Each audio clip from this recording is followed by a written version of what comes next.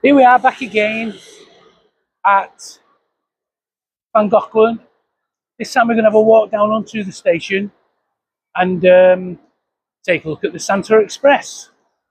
So if you'd like to follow me, then we'll go and take a look. So once you've walked through the gate, it's a relatively short walk down the ramp onto the platform.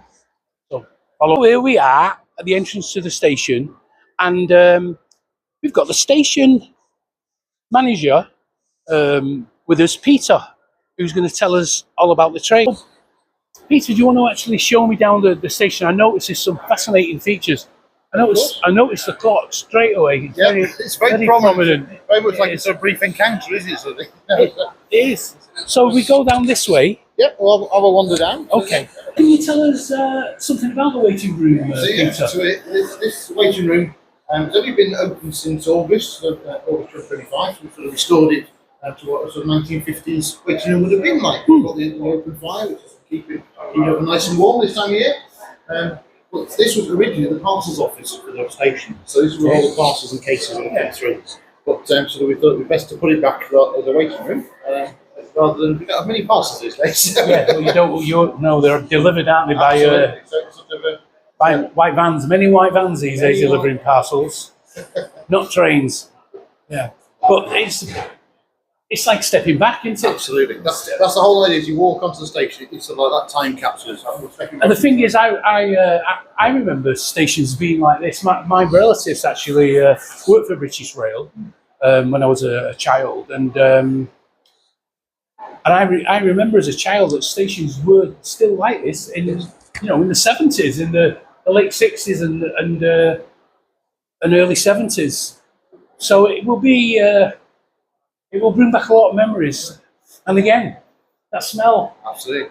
With the fire here, there's been a lot of people sort of come in and say, "Is that a real fire?" And you watch you put coal on.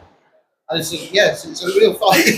It's not work, is it, to you, this? No, it's an absolute labour of love. It's a labour of love. You come to work every day and it never seems like you've done a day's work. I'm still waiting for my paycheck, 12 years on, but it is an absolute labour. I know where you're coming from. I know exactly where you're coming from. Do a 200-mile round trip just to come and open up. You don't travel 100 miles to get here. I look down at this ship. It really is a labour of love. It really is a labour of love, yeah. So, yes, this is sort of pretty much every weekend I'm on the railway. Yeah. So fascinating. Lovely. Absolutely fascinating. Shall we move on then? Carry on. So, Peter, has this bridge been here all the time the station has been here, or is this something that's that's come from somewhere else? It's not one that we've sort of built the past few years. This dates back to 1897, 1898. Right, so quite an old bridge. It's an old bridge. It's a very unique bridge, and it's cantilevered over the river. So when they came to put in, there's no space to put a standard bridge in. So when you come down the far side onto platform 2, you're actually over the river. So you're over the River Dee? Yeah, absolutely. It's sort of when the station opened in 1865. It was just the one platform, but quite a short platform. As it's grown over the years, it's sort of second platform put in, and then the footbridge put in. So it's still got a fair few years so far, and we hope to have many more years. Yes, I'm sure you will. Now, I come sometimes when the kayaking's on, and that would be an excellent vantage point. It really is. Yes, we've had a few down this morning already, sort of thing. Right. You stand right on the top. It's a great grandstand view, but they're looking down over the river. And you get quite used to hearing the screams now on the station, with just people coming past in rafts and things. It's a very different pace of life, but it's great to be able to watch it. Yeah. So if you come down on a day when the rafting's on or the kayaking is on, and come onto the station, get yourself a ticket, and while you're waiting for the train, you might be able to see some of the kayaking, which is really exciting, especially when they go under the bridge. The railway follows the river the whole way along, so you get to see it at different places down the valley as well. So. Yes. Now I noticed that to the right we've got the milk churns and the bottles. Now, was this particular station delivering milk when it was an actual? It would have been, yeah, absolutely. So sort of milk before it was just in the supermarkets would have to arrive here from the local farms. Oh right, okay. And will be sent off to the local creamery down in Corwin from here. Right, okay. And then we'll be we're brought back ready to sell in the local area. So. Yes, we are changed through here, and then latterly the milk bottles themselves. I think so. That's why we've got both here. on people's suitcases for them when they've been on their holiday. I noticed you've also got quite a few railway posters, etc. Yes. And it's all very, very interesting. I could spend an hour here myself just looking around. Fascinating. I also noticed that the platform is quite a long platform. If you take a look, Very long platform. Yes. could you pan left? No, sorry, right. Pan right and get the length of the platform, please. Yeah, so the platform's quite a long platform. Yeah, and quite curvy.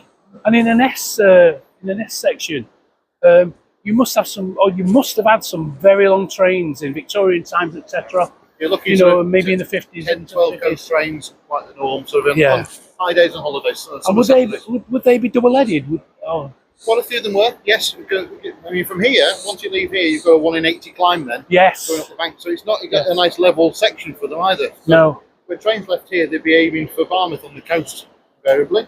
So, sort of, yeah, with a very heavy train, you need quite a bit of power to move it. Correct.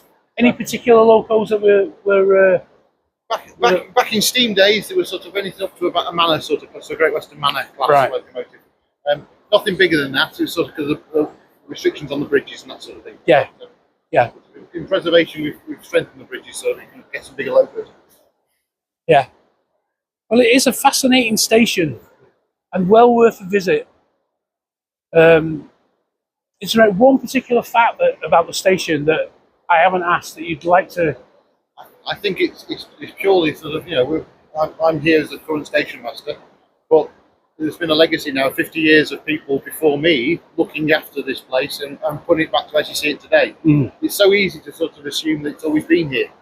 We came sort of very close to losing it 50 years ago, and we sort of be able to rebuild it back to, the state it is today. Yes. There's still lots to do, but sort of, there's been 50 years worth of volunteering that's gone into this. Not just the station, but 10 miles of railway now. Sort of following the whole line up to Corwin and Yes. town. So Yes. I think that's my takeaway fact is sort of, come on down, support us. Yeah. Because we are a charity at the end of the day. So sort of everything. Yeah. Come down and support Llangollen train station.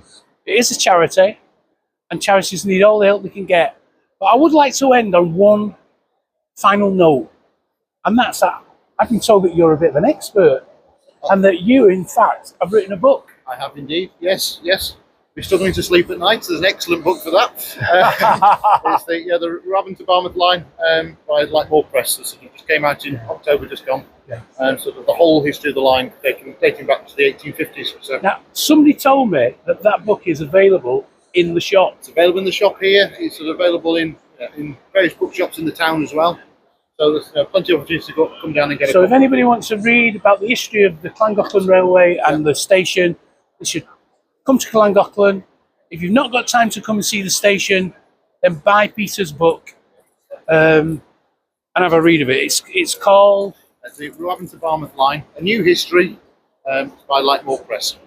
by Llangollen Press. And who do you say the author was? Peter Dickinson. I don't know the chap particularly well. No. And on that, I'd like to wish everybody a very happy Christmas. Merry Christmas and a Dolly Flower.